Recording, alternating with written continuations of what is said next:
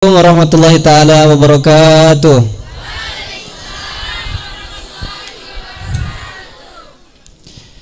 Alhamdulillahirabbil alamin wal aqibatu lil muttaqin wala udwana illa 'alal zalimin.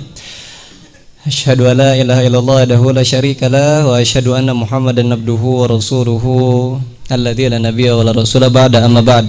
Allahumma shalli ala Muhammad wa ala ali Muhammad kama shallaita ala ali Ibrahim wa ala ali Ibrahim innaka Hamidum Majid. Ada yang pertama kali pergi ke Masjid Ismu Yahya? Semuanya berarti Bang ya? Oh, ini muka-muka baru berarti. Oh, udah tua. Kalau setelah ini ada satu naik lagi bakal kayak gini lagi, datang lagi.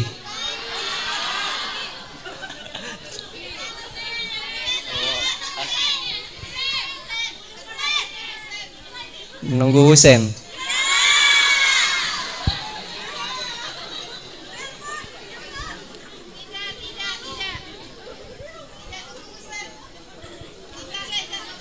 Ya. Alhamdulillah, semoga Allah panjangkan usia kita dalam hal ketaatan. Semoga Allah panjangkan usia kita dalam hal kebaikan. Semoga Allah pertemukan kita di dunia dan bersaudarakan kita di surganya. Amin amin Allahumma. Karena kalau bukan cintanya Allah, kita, saya, teman-teman itu nggak bakal bisa bertatap muka, nggak bakal mungkin. Kalau bukan karena cintanya Allah, saya nggak bakal jumpa Abi En yang di samping saya, Ustaz. Saya nggak bakal jumpa dengan Ustadz Berry yang di samping saya. Padahal dulu niat saya pengen banget jumpa beliau, cuman momentumnya Allah kasih sekarang. Ini karena apa? Cintanya Allah. Makanya pernah dengar kalimat keren? Apa kalimatnya? Hadiah terbaik adalah apa yang kamu miliki dan takdir terbaik adalah apa yang sedang kamu jalani. Hadiah terbaik apa yang saya dapati hari ini? Nih, saya jumpa dengan beliau, saya jumpa dengan teman-teman. Allah permudahkan terbang saya, Allah permudahkan kendaraan saya untuk bisa datang ke Masjid Ismu Yahya. Semoga Allah memberkahi masjid ini. Semoga Allah panjangkan usia masjid ini. Semoga Allah jadikan peradaban ini peradaban yang tidak akan mati ditelan oleh zaman. Amin amin Allahumma amin.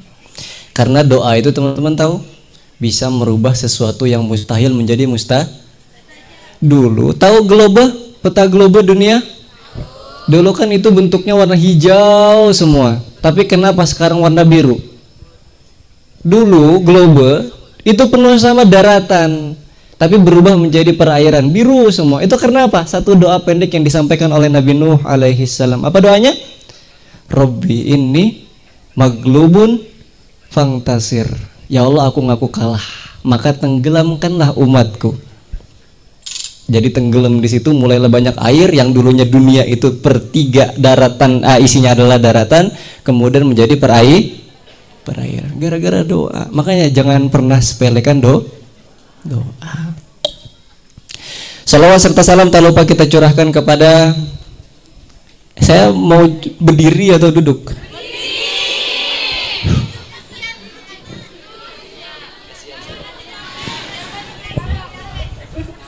Karena saya sering lihat live-nya Ustadz EN atau Bang Berry duduk, saya milih duduk juga. Beliau duduk terus kalau ngisi, saya mau duduk juga sambil nge-live. Nggak apa-apa ya, yang belakang kelihatan? Salawat serta salam tak lupa kita curahkan kepada Intan Permata di kota Madinah, Mas Permata di kota Mekah. Siapa lagi? Oh, ini memang dibuat panjang. Kayak gini ya dibuatnya. Oh ya. Siapa lagi kalau bukan Nabi Muhammad sallallahu alaihi wasallam? Teman-teman kalau pernah baca buku Fihi Ma Fihi, pernah?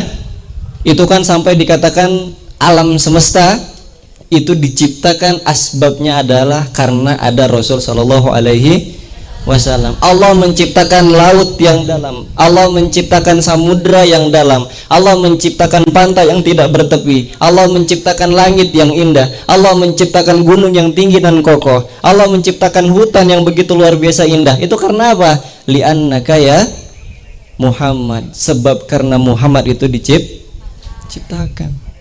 Dan teman-teman tahu langit itu pernah close friend bro? Tahu close friend nggak? Friendzone? Friendzone tahu bro? Sering ya jadi friendzone ya? Close friend tahu close friend? Tahu ya close friend ya? Satu ketika Allah itu pernah menjadikan langit itu close friend. Dulu iblis bisa masuk ke langit, malaikat bisa masuk ke langit. Tapi satu ketika momen Allah itu tiba-tiba menutup langit itu hanya bisa dimasuki oleh malaikat. Dan tiba-tiba tahu apa yang terjadi teman-teman? Iblis ketika itu heran, kenapa kok Allah menjadikan langit itu menjadi close friend? Kok gue nggak bisa masuk padahal dulu termasuk makhluk yang dimuliakan Allah? Why? Akhirnya disitulah ada satu iblis yang paling besar atau komandan yang mengatakan, wahai para anak buahku, tolong cari di mana sampel tanah yang paling wangi berbeda dengan wangi-wangi di lainnya. Akhirnya ada yang pergi ke India, iblis, ada yang pergi ke Amerika, ada yang pergi ke Australia, ada yang pergi ke Bangladesh, ada yang pergi ke Pakistan, India. Semuanya dikelilingi, cuman ada satu di situ tanah sampel yang paling wangi berbeda dengan wangi-wangi tanah lainnya, yaitu tanah Mekah Mukarramah. Karena apa? Lahirnya Rasul Shallallahu Alaihi Wasallam di tanah Mekah Mukarramah. Dibawa sampel tanah tersebut, disampaikan kepada komandan iblis tadi, wahai iblis, wahai komandanku, inilah penyebab ternyata langit itu menjadi close friend. Langit itu ditutup. Bakal ada nabi yang lebih mulia, yang lebih hebat, yang kualitasnya lebih hebat daripada sebelum nabi-nabi sebelumnya. Bahkan teman-teman tahu, apapun yang berkenaan dengan Rasulullah Shallallahu Alaihi Wasallam itu pasti termuliakan. Surah Toha ayat 12. Oh, udah kayak sadaan belum? Surah Toha ayat ke-12. Apa kata Allah? Inni ana rabbuka fakhla'na alaik innaka bilwadil muqaddasi tuwa. Allah mengatakan kepada Nabi Musa, wahai Nabi Musa, ketika engkau pengen berjumpa dengan saya, maka tolong lepaskanlah terompa kamu. Tapi ketika Rasulullah berjumpa dengan Allah, ketika Isra Mi'raj, apa yang terjadi? Allah enggak mengatakan, wahai Muhammad, lepaslah sendal kamu. Enggak. Artinya apa? Allah itu ketika pengen berjumpa dengan Rasulullah, apapun yang berkenaan dengan Rasulullah, hatta sendal, even sendal yang dipakai Rasulullah, itu termuliakan. Allah enggak mengatakan, wahai Muhammad, lepaslah terompa kamu. Tapi cuma mengatakan kepada Nabi Musa, wahai Musa, ketika kamu pengen berjumpa denganku di bukit Muqaddasi Tuwa, maka tolong lepaskanlah sendal kamu. Artinya apa? Inilah kita sebagai umatnya Rasulullah yang pengen termuliakan, maka jangan pernah jauh-jauh dari sholawat kepada Rasulullah. Sallu ala Nabi Muhammad. Bisa sholawat Badar? Yang kayak gimana? Pancing. Yang salatullah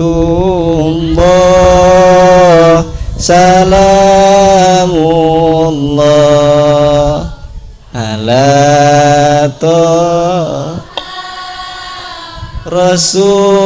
Rasulillah salatullah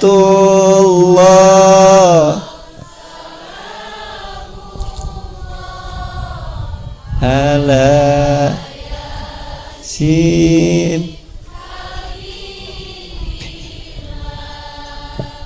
Lanjut.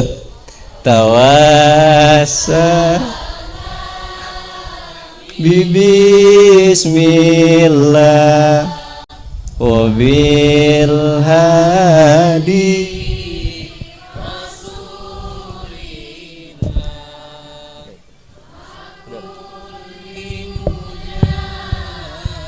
idilillah bi alil ba.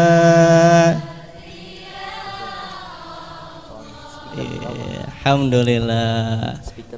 Nyampe ya salawat kita semoga kepada Rasul sallallahu alaihi wasallam. Amin amin Allahumma amin. Karena kalau kita pengen nyampe kepada Rasulullah nggak mungkin, tapi sampailah diri kita kepada para sahabat itu gimana teman-teman saya, abang-abang semuanya itu kan karena iman keturunan. Beruntung karena ibu bapak kita adalah seorang muslim. Coba kalau ibu bapak kita orang yang di luar muslim, apakah kita masih beragama muslim? Belum tentu. Tapi kita semua sama adalah seorang pendosa yang hebat. pendosa yang luar biasa, yang di dalam keramaian kita sok-sokan taat, yang dalam kesendirian kita sangat mesra dengan syaitan. Siapa? Kita. Kita. Makanya kata Allah apa di situ? Saya selalu mengamalkan ini teman-teman, apa? Al-Furqan 60. Apa kata Allah? Faula ika yubaddilullahu sayyi'atihim hasanat. Orang-orang yang bisa menjadikan dosa yang dia lakukan, orang-orang yang bisa menjadikan dosa yang dia perbuat itu bisa menjadi pahala. Perbedaan kita dengan iblis itu 3, persamaannya 1. Persamaan kita dengan iblis itu 3, perbedaannya cuma 1. Apa? Iblis sama-sama dahulunya adalah penghuni surga, kita pun penghuni surga. Iblis itu melakukan satu kesalahan dan kita pun Nabi Adam melakukan satu kesalahan. Apalagi persamaannya? Sama-sama dimuliakan Allah. Dan apa perbedaannya? Ketika dihinakan oleh Allah, ketika dikeluarkan dari surga, satu perbedaan yang membedakan, akhirnya Nabi Adam itu malah dimuliakan dan iblis malah tetap terlaknatkan. Kalimat Rabbana Rabbana Zolamna Watarhamna Minal khosirin. Bukan Rabbana Zolamna Angpusa. Tetaplah merasa pendosa, karena dari merasa pendosa itulah yang akhirnya kita dimuliakan. Oke, back to tema. Ada yang hidupnya punya banyak masalah? Ada yang mau ngadu nasib di sini? Siapa masalahnya paling berat? Saya kasih mic. Siapa yang masalahnya paling berat rasanya? Ada Ustaz Dayan, tenang. Ada yang masalahnya udah paling berat di sini?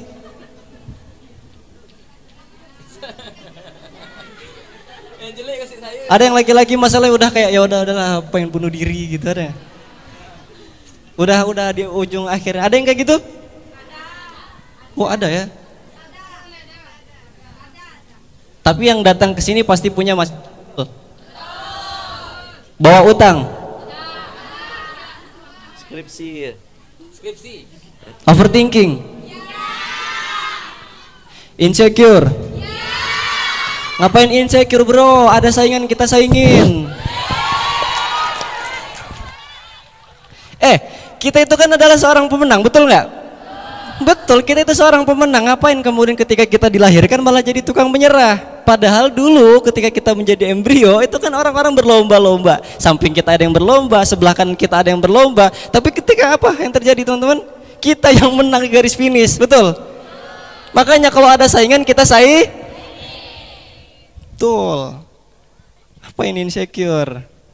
Toh nasib kita itu sama-sama nantinya di ujung hayat kita. Mana yang menentukan kita, surga atau neraka? Tapi semuanya kita pasti bawa masalah ke sini. Dan saya itu bukan pegadaian ya, mengatasi masalah tanpa masalah. Salah sebenarnya judulnya, bukan judulnya. Yang ngundang sebenarnya kalau orang yang pengen diundang sini adalah orang yang nggak punya masalah. Saya juga masih punya masalah, tapi ngomongin bagaimana mengatasi masalah, nggak itu? Masalah kan? Ya, masalah adalah masalah, betul. Cuman ada satu pelajaran yang menarik dari Syekh kami itu mengatakan sebenarnya kalau semakin besar masalah atau seberapa pun ruwet masalah yang kamu miliki, sebenarnya nggak terlalu payah atau terlalu sibuk kamu bagaimana menyelesaikannya. Kalau kamu memang udah nggak sanggup lagi, kalau memang kamu udah nggak sanggup lagi untuk bisa menyelesaikan masalah tersebut dengan badan kamu atau dengan tangan kamu atau dengan lisan kamu atau dengan kepala kamu atau dengan kaki kamu, maka cukup satu. Apa Baygon? Ya betul, siapa nyamuk. Maksudnya apa yang harus kita lakukan? Kalian pernah naik pesawat? Kasian. Bro, pernah naik pesawat nggak? Kayak mana ya bilangnya? Punya TV? Atau ada YouTube nggak? Pernah nengok di mana keadaan kita masih kayak POV kita di atas, kemudian nengok orang-orang di bawah gitu? Pernah? Pernah lah kayak gitu ya. Atau teman-teman yang pernah naik pesawat, kadang-kadang kita suka buat instastory di bawah, nengok motor-motor kecil, pohon-pohon kecil, betul? Kadang-kadang kalau masalah udah besar itu kita cuman ganti sudut pandang kita. Sudut pandang betapa besar masalah yang kita miliki kalau kita dilihat dari POV langit, maka masalah itu menjadi kecil nggak? Antum kalau lagi di pesawat nengok orang di bawah itu kecil nggak? Pohon sebesar ini kalau dilihat dari atas kecil nggak? Masjid yang sebesar ini kalau dilihat dari atas kecil nggak? Kecil kalau kita melihatnya itu dari jalur langit. Kalau kita lihat dari bawah kayak gini, lihat gedung kayak gitu besar. Lihat pohon kayak gini besar. Sedang lah ya. Ditawar. Makanya apa yang pertama? Ganti sudut pandang kita, angle kita itu diganti. Kalau udah memang gak kuat lagi melakukan dengan badan kita, cuman ganti dengan sudut pandang kita. Itu analogi pertama. Analogi kedua, Syekh kita pernah cerita, kalau masalah kamu memang udah betul berat, ada Syekh itu kemudian datang seorang murid, datang kepada Syekhnya, dia mengatakan, wahai Syekh, ini luar biasa, masalah aku udah telanjur berat. Aku udah rasanya gak sanggup lagi untuk menyelesaikan masalah ini. Maka bagaimana yang harus aku lakukan? Masalah dalam hidupku itu sudah semakin galau, sudah semakin terpuruk, sudah semakin pokoknya ruwet banget. Akhirnya Syekh tersebut membawa segenggam garam, dimasukkan ke dalam gelas. Di situ ada airnya sedikit, disuruh minum. Disuruh rasanya apa? Asin. Kata murid tadi, wahai Syekhku, ini rasanya asin.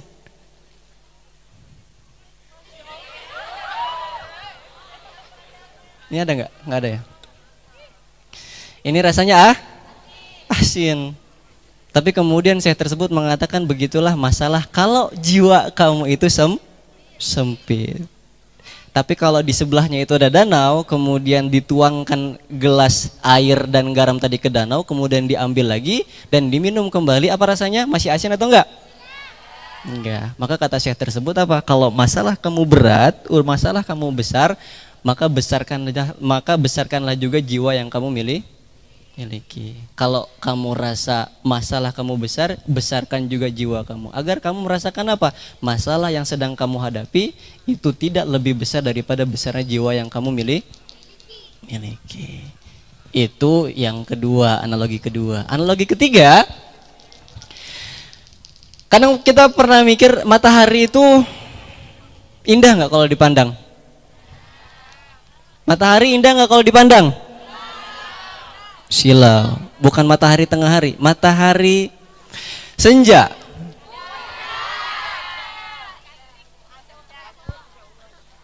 Suka lihat matahari senja? Kalau azan maghrib ke masjid? Kalau azannya udah maghrib ke masjid? Masih instastory. Hanya Allah yang tahu.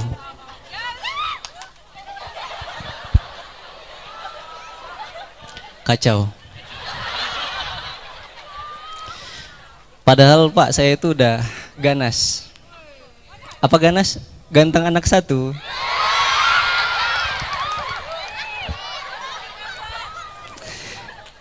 Masih digoda. Kacau ya. Allah menciptakan matahari, kemudian di satu momen ketika udah di satu momen ketika Allah menyembunyikan matahari tersebut. Ketika Allah menyembunyikan matahari tersebut, apa yang terjadi? Suasana gelap, ada petir, turun hujan, tersambar kilatan, hujan, angin, badai, ribut. Betul? Semuanya berkumpul jadi satu. Tapi apa rahasia Allah ketika Allah menyembunyikan matahari? Allah pengen menunjukkan di situ satu makhluk yang kalau kita pengen melihatnya, kita harus melakukan fase, kita harus melewati fase yang mengerikan, yang menggelapkan tersebut. Apa makhluk Allah yang pengen Allah tunjukkan di situ? Pelangi. Bagaimana cara kita ingin melihat pelangi, sedangkan kita tidak melihat dulu hujan? Bagaimana kita pengen melihat pelangi, sedangkan kita tidak melihat dulu badai, kilat, petir, dan gelap yang mengerikan? Maka kalau kita pengen melihat pelangi, kita harus juga melewati rasa yang pahit, kita harus juga melewati rasa yang gelap. Cuman Kalau memang masalahnya udah di ujung tanduk, rasa kita udah nggak sanggup lagi, kita udah nggak tahu mau curhat ke siapa, punya teman curhat?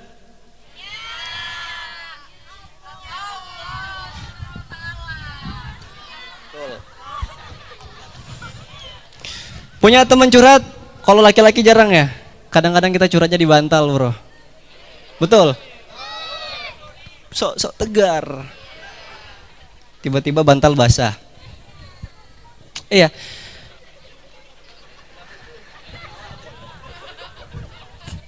Pengalaman. Sampai di mana satu ketika kalau kita curhat sama manusia, itu biasanya cuma nguatin di dalam doang. Bro, gue udah gak kuat lagi, sabar ya, nanti Allah bakal ganti, gitu ya. Gimik-gimik apa lah, kita nggak perlu yang kayak gitu, udah. Kita pengennya apa? Duit. Enggak, healing.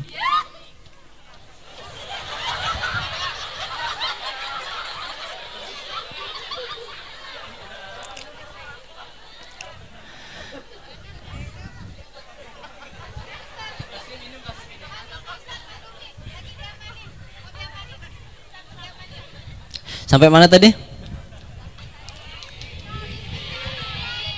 Teman curhat. Zat yang mana yang paling terbaik mendengarkan curhat kita selain Al-Imran 139. Udah kayak Bang En belum nih? Al-Imran 139. Catat adik-adik. Padahal ada ibu di sini mah, Bu. Catat ibu-ibu. Udah 139. Apa Allah katakan di situ? Wala tahinu wala tahzanu wa antumul a'launa in kuntum mu'minin. Pertama Allah mengatakan wala tahinu wala tahzanu. Al-wahan itu kelemahan, al-huzn itu kesedihan. Al-wahan itu kelemahan letaknya di badan, dan al-huzn itu kesedihan letaknya di hati. Mana zat yang paling baik mendengarkan curhatan kita selain Allah? Orang itu kalau kita curhat ke orang cuman menguatin di dalam, al-huznnya doang. Al-wahannya nggak kena. Tapi ketika kita curhat ke Allah, al-wahannya kena, al-huznnya juga nggak bakal ketinggalan. Apa yang kita tumbuhkan di situ? Rasa tawakal kalau kita udah memang nggak sanggup lagi terhadap masalah yang kita miliki. Satu sense di mana sense terbaik ketika Allah menceritakan satu skenario tawakal yang terbaik dan nggak pernah terwakilkan lagi setelahnya. Apa? Cerita ibunda Nabi Musa alaihissalam. Pernah dengar? Pernah kebayang besarnya sungai Nil? Pernah pergi ke Mesir? Kasian kalian ya. Biayain lah. Tapi pernah lihat di video YouTube sungai Nil segede apa? Pernah ya? Atau sungai Kapuas deh, kebayang segede apa? Banyak emas. Banyak buah, iya.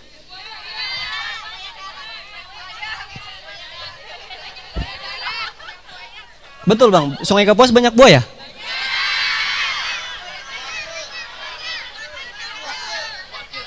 Hah? Apa buah ke?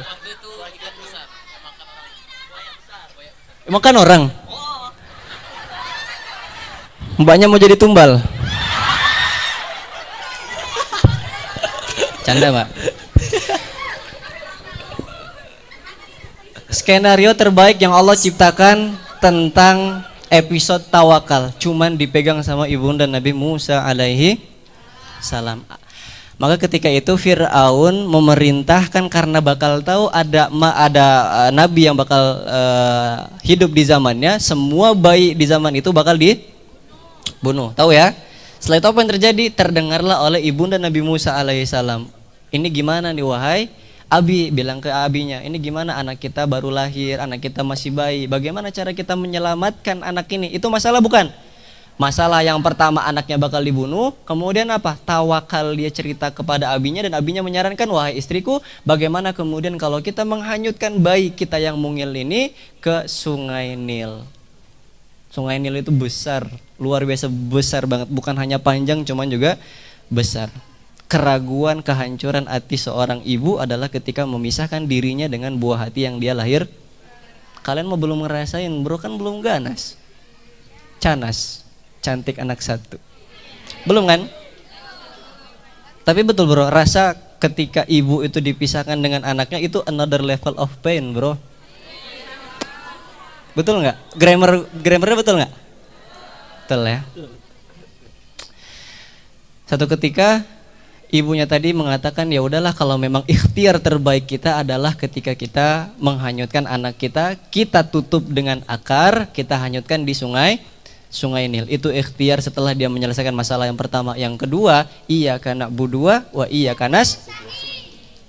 nasta'in. Dia minta pertolongan kepada Allah. Tawakalnya apa di situ? Ya Allah, aku menitipkan anakku.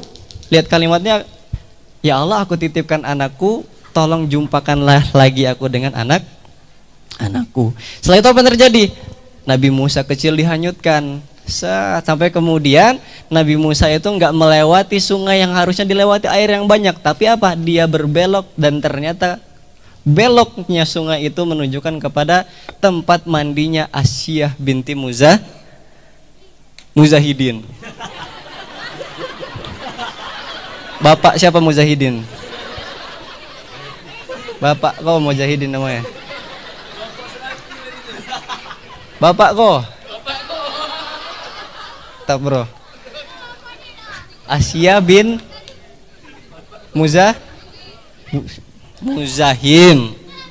Siapa namanya? Asyah binti Siapa itu?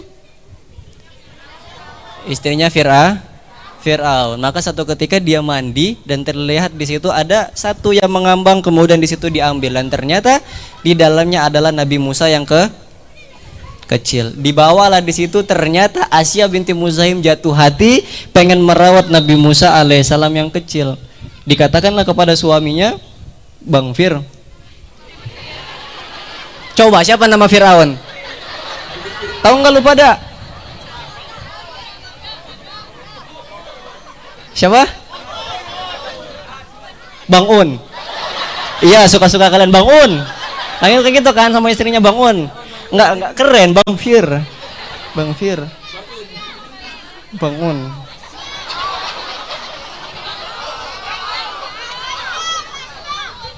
Bangau. Wah, kasihan Fir'aun udah disiksa, dihina di sini. Lanjut. Dia bilang sama suaminya, wah Bang Fir, dia bilang kayak gitu, ini ada anak lucu banget, saya pengen merawat kayak gitu, gimana caranya? Nggak boleh, semua anak bayi harus dibunuh, tapi ini cuma satu, namanya istri, kalau udah marah, bentul ya teh ya, kalau udah marahin Ustaz EN takut nggak? Takut bro, pasti ya Ustaz ya? Nggak juga, kayak gitu. Ya betul, kadang saya apa? Nggak usah lah, nggak jadi lah. Betul, marah, bukan takut ya. Cuman karena bukan menghargai, bro. Memang this is queen. Tau queen? Kalau queen di rumah itu adalah memang dia yang punya kerajaan itu. Udah dia akhirnya Fir'aun tadi mengizinkan, wah istriku silahkan, demi kasih sayang abang kepada kamu, silah. Ini Fir'aun bro masuk ke neraka.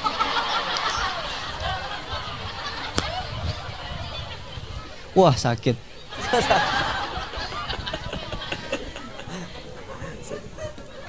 Akhirnya diizinkan sama Fir'aun, diizinkan di situ. Setelah diizinkan, ya udah demi kasih sayang abang kepada kamu, silahkan kamu merawat anak ini. Saat dirawatlah di situ, ternyata Nabi Musa di dalam istana.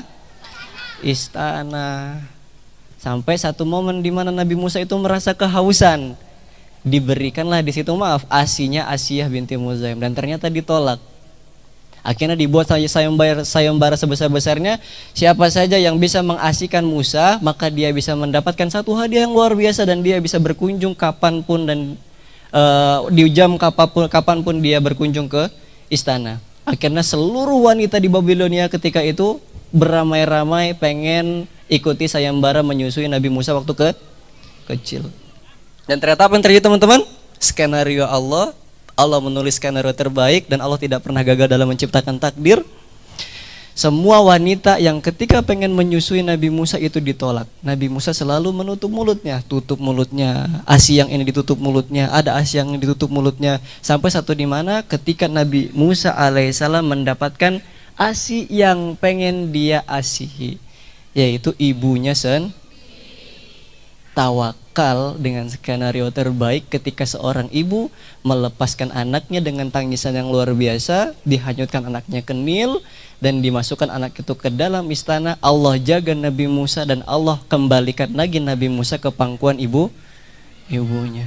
Itu hadiah terbesar kalau kita itu betul-betul iya karena wudu wa iya kanas.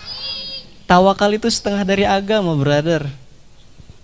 Yang pertama kita disuruh beribadah, yang kedua kita suruh minta pertolongan. Udah itu, nggak usah banyak-banyak, cuman cukup 2 itu aja. Dan itu sudah cukup. Cuman kadang-kadang kita suka mikir nih, ya Allah, kenapa nih masalah?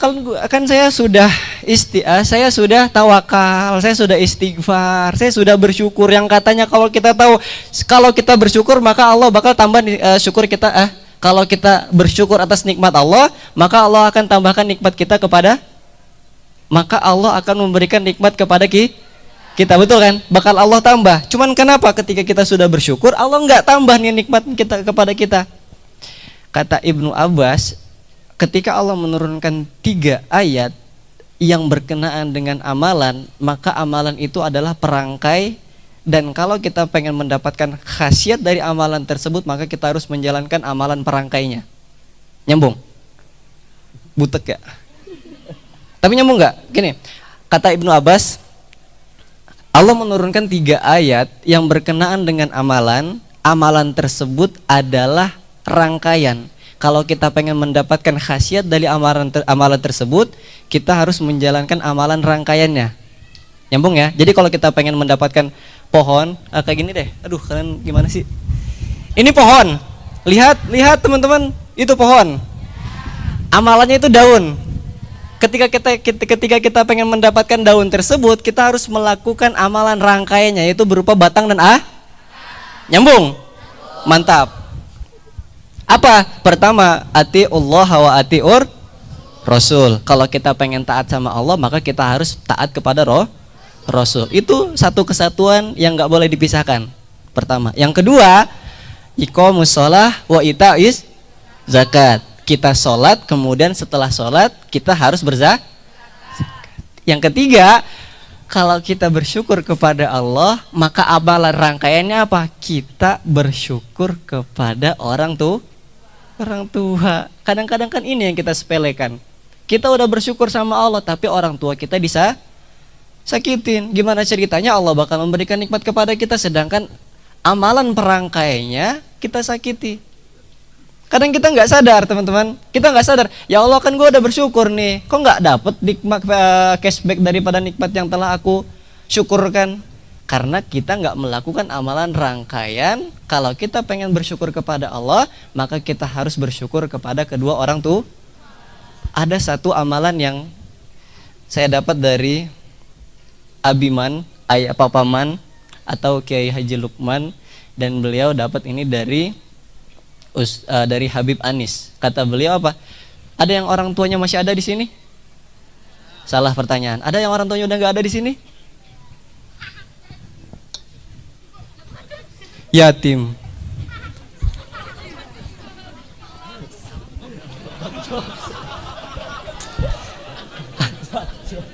Oh, anak siapa itu ya? Muzahidi kan bapak aku. Tandai kok. Kaca. Oh, sini. Mau kau adu lato-lato? Bercanda. Nggak tahu siapa yang di depannya ini.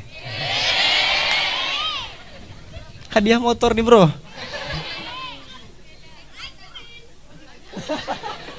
Oh, kau berani.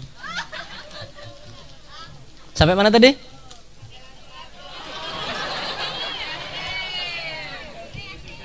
Yatim. Ada amalan yang kemudian diamalkan oleh Habib Anis itu kalau orang tua kita masih ada, doanya apa? Ma, pa, doakan abang, doakan kakak seumur hidup abang. Jadi ketika mama atau bapak kita udah nggak ada, doanya masih tetap ngalir. Kalau kita minta doa setiap hari kan kadang-kadang susah, kadang-kadang satu hari pun nggak ada hubungan, nggak berhubung.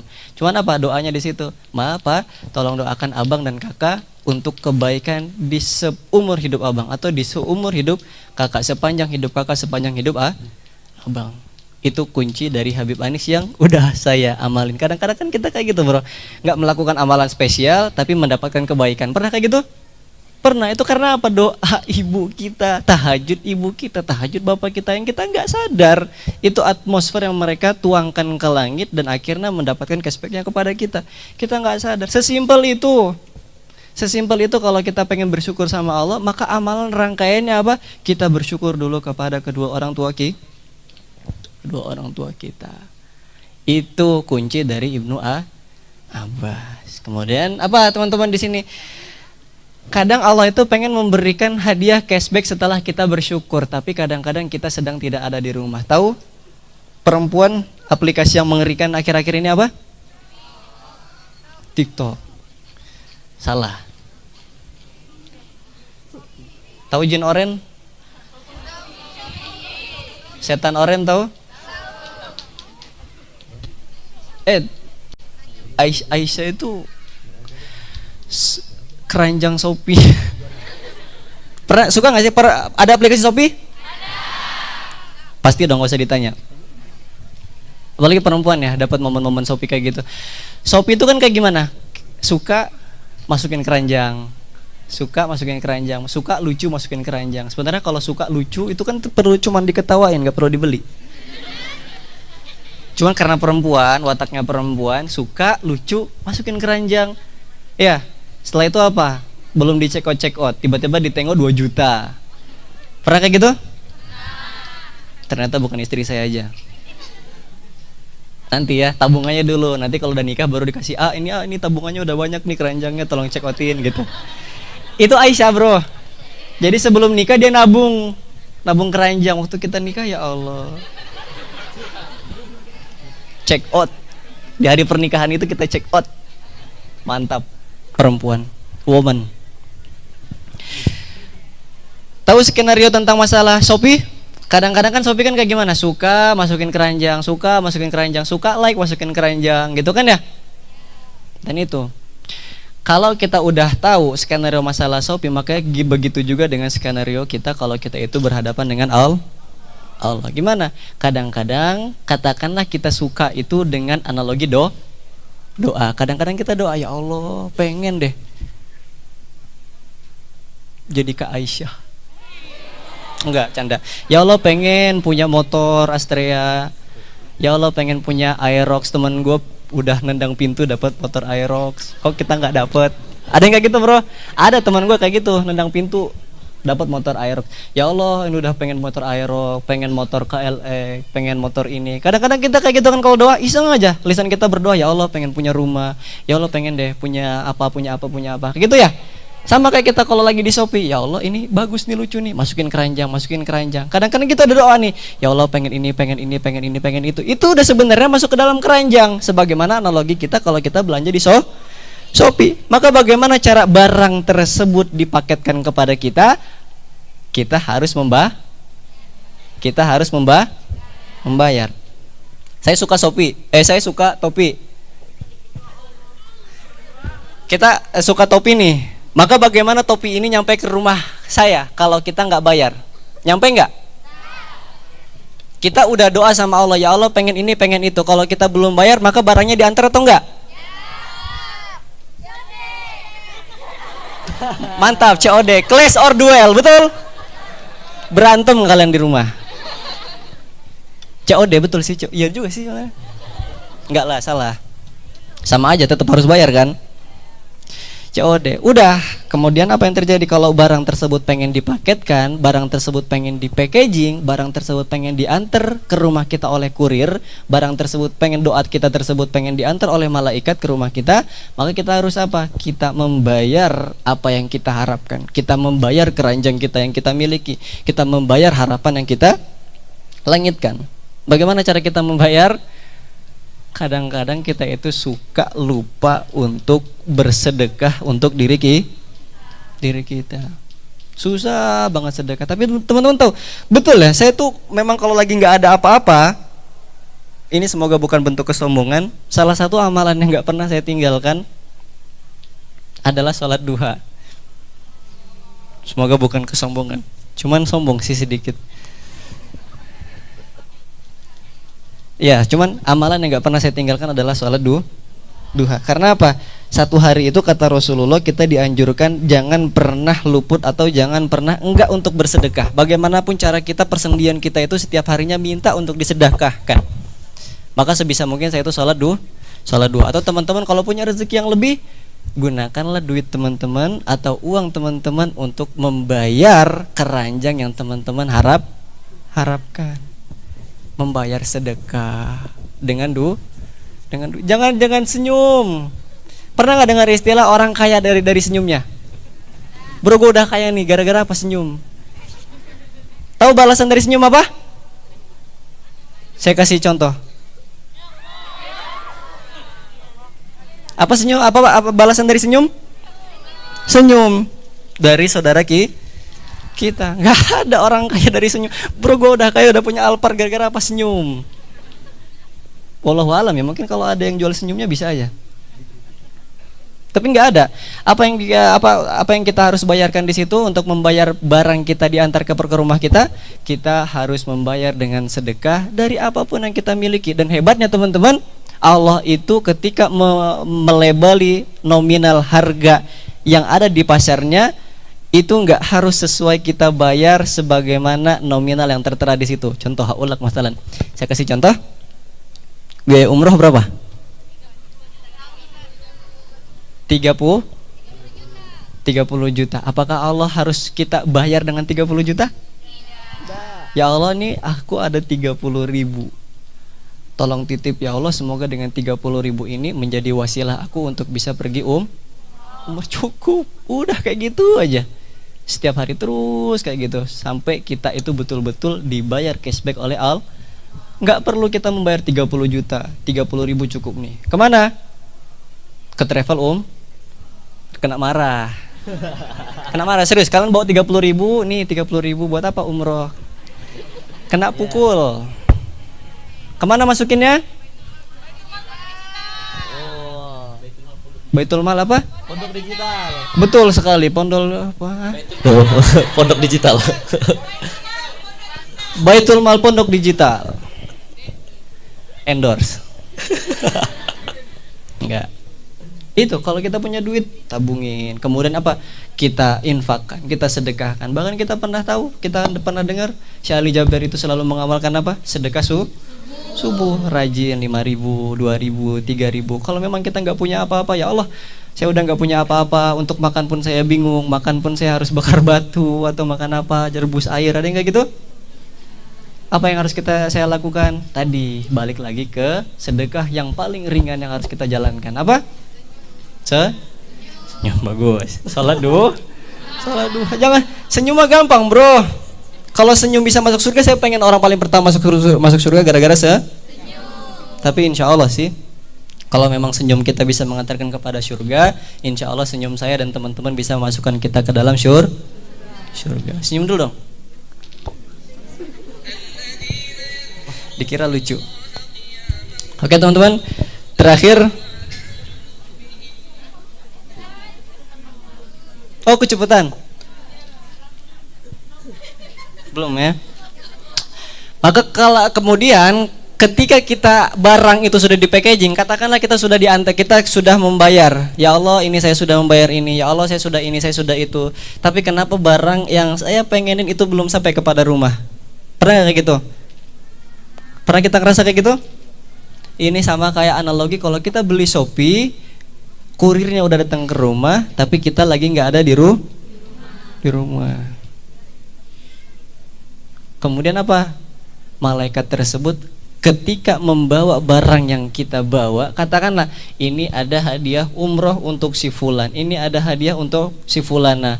Tapi kemudian apa? Ketika malaikat itu membawa hadiah dari Allah, dia sebagai kurirnya, tapi mendapati kita sedang bermaksiat, kita mendurhakai ibu kita. Gimana barang tersebut pengen nyampe kepada kita, sedangkan kita mendurhakai ibu kita.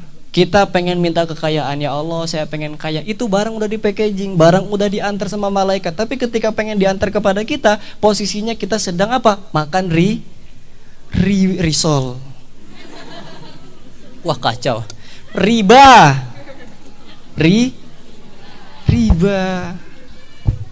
Kita pengen apa lagi? Kita pengen kesehatan, udah di packaging nih sama Allah, malaikat udah nganter sebagai kurir di situ. Tapi ketika malaikat hampir mendekati kita, pengen memberikan apa yang kita harapkan, tiba-tiba malaikat menyaksikan kita sedang melakukan keburukan, kita sedang minum khamar. Gimana kita pengen sehat? Gimana barang paketan tersebut pengen sampai kepada kita, sedangkan kita posisinya sedang tidak lagi di rumah. Teman-teman, kalau kita pengen barang tersebut sampai di rumah, maka pastikanlah diri kita pantas untuk ada di rumah dan pantas untuk memiliki barang tersebut. Ada doa yang bagus itu kayak gimana? Ya Allah, pantaskanlah aku untuk memilikinya. Kalian jarang kan doa kayak gitu? Ya Allah, pengen iPhone. Bro, teman kamu kalau lihat kamu itu pasti bakal ngiranya, itu HP ADHDC. Kayak gitu. Karena apa? Kamu rasa ini kan orangnya nggak pantas untuk memiliki iPhone. Ya Allah, pengen apa lagi? Pengen sepatu Adidas. Teman-teman kamu bakal mengiranya, ini kan Adidas KW. Karena apa? Teman kamu mengira kamu nggak pantas untuk memilikinya. Tapi ketika kamu berdoa, ya Allah pantaskanlah aku untuk memiliki barang tersebut, maka insya Allah teman kamu nggak bakal pernah bilang, oh ini iPhone-nya HDC, oh ini barangnya KW-nya. Tapi apa doanya di situ? Ya Allah pantaskan, ya Allah pantaskan aku untuk bisa memilikinya. Cuman apa teman-teman? Langit itu pandanglah sebagai langit. Jangan pernah kamu pengen memeluknya. Kalau kamu rasa nggak sanggup untuk memilikinya, jangan. Jangan. Contohnya apa? Banyak. Teman-teman bisa sendiri. Terakhir tentang Sayyidul Istighfar. Kalau kata Ustadz Adi Hidayat itu, ketika kamu dihadirkan di situ langit dan bumi dan di tengahnya ada istighfar, maka pilihlah di situ kalimat istighfar. Ada satu kalimat istighfar yang diajarkan oleh syekh kita, kemudian beliau menukil ini dari Imam As-Suyuti. Beliau makamnya ada di Azhar, makamnya ada di Mesir.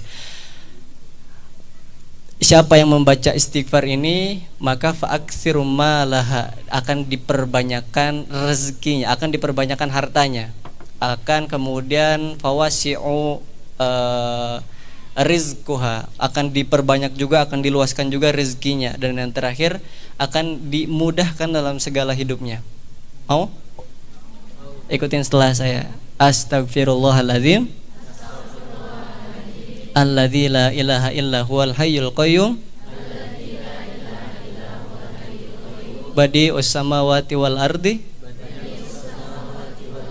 wa ma bainahuma min jami'i jurumi wa israfi ala nafsi wa atubu ilaihi.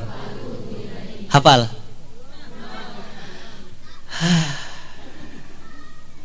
Baca ini setelah subuh 3 kali.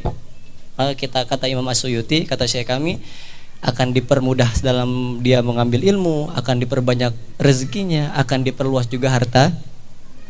Terakhir, mau? Astagfirullahalazim alladzi la ilaha illa huwal hayyul qayyum badi'us samawati wal ardi wa ma bainahuma min jami'i jurumi wa israfi ala nafsi wa atubu ilaihi. Dan Teman-teman tahu apa hebatnya daripada istighfar? Ketika Allah Subhanahu wa taala mengatakan hebatnya istighfar, Allah selalu menyandingkan di situ yursilis sama alaikum midrara. Surah Hud ayat 52. Wa ya qaumi istaghfiru rabbakum tsumma tubu ilaih yursilis sama alaikum midrara. Di surah Nuh ayat 10, 11, 12 Allah mengatakan apa? Faqultu astaghfiru rabbakum innahu kana ghaffara yursilis sama alaikum midrara. Sama, semuanya itu konotasinya berhubungan dengan hujan. Kenapa? Why? Ketika kita istighfar, Allah selalu menyandingkan di situ dengan hujan. Jawabannya di surah Ar-Ra'd ayat 17. Siapa yang tahu? Yang tahu dapat foto sama saya? Gak jadi. Surah Ar-Ra'd ayat 17. Nah, poinnya apa di situ? Allah mengatakan nauzubillah fasalat audiyatum biqadariha. Dapat? Kalian itu nyari nggak sih nengok malah nengok ke sini? Nyari. Allah mengatakan apa di situ?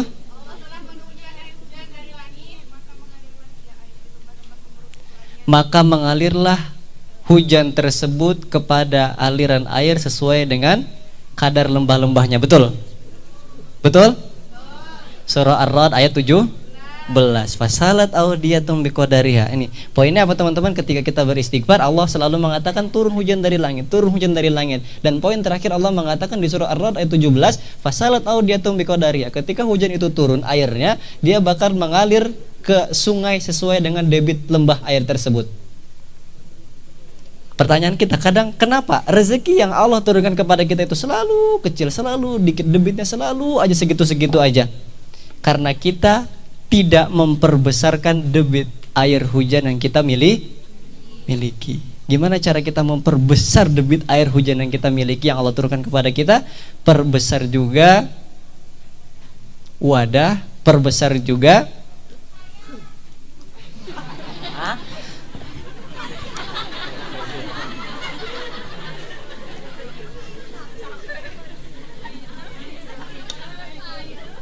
apa ya, kayak gagal gitu. Bro, nangis gue. Tahu? Jadi setelah itu apa? Yang harus kita perbesarkan adalah perbesarkan juga debit air yang kita miliki. Perbesarkan juga wadah yang ketika Allah turunkan air hujan di situ yang harus kita miliki. Kadang-kadang apa? Kita selalu egois. Allah turunkan rezeki malah untuk diri kita pribadi.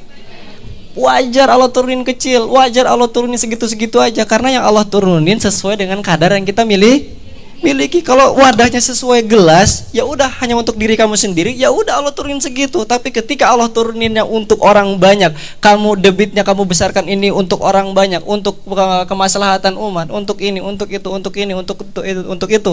Semuanya kita dapati, untuk umat juga kita dapati. Maka disitulah debit air waktu habis. Sip. Guys, waktunya sudah habis, guys. Ya, bercanda pengen dimarah. Maka perbesar juga debit air yang harus kita miliki. Istighfar, kemudian kita pahami kalau Allah udah nurunkan nikmat kepada kita, perbesarkan juga jangkauan nikmat yang Allah berikan kepada kita. Ya Allah, ini engkau turunin 50.000, maka aku serahkan 30.000 ke kotak amal. Aku serahkan kepada anak yatim. Terus kayak gitu. Perbesarkan juga debit air yang kita miliki. Fasalat audiyatum biqadariha. Sampai nggak berapa jam di sini itu nyampe nggak ininya? Paham nggak sih? Apa yang harus kita besarin? Betul, wadah. Kan ngomong pakaian oversize. Alhamdulillahirabbil alamin. Mungkin cukup sekian karena waktu udah habis. Akhirul kalam. Mohon maaf dari saya, sebenarnya masih ada lagi. Mau lanjut? Tidak, sudah telat.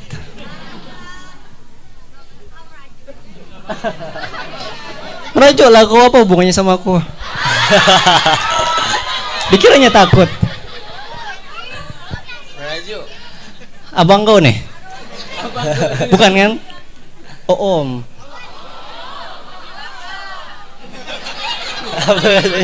Apa ya? Oke boy. Kawan main kelereng biasa. Makanya gitu, kalau sepantaran. Guli. Main guli. Tahu kelereng nggak kau? Tahu ya. Alhamdulillahirobbilalamin. Semoga Allah menurunkan rezeki. Semoga orang-orang yang pulang dari sini Allah selesaikan masalahnya. Semoga Allah bantu lunaskan hutang-hutangnya. Semoga Allah angkat derajatnya. Semoga Allah lancarkan usahanya. Semoga pulang dari sini tetap juga berkumpul di dunia dan berjumpa di surga. Amin amin Allahumma. Akhirul kalam, syukran. Assalamualaikum warahmatullahi wabarakatuh.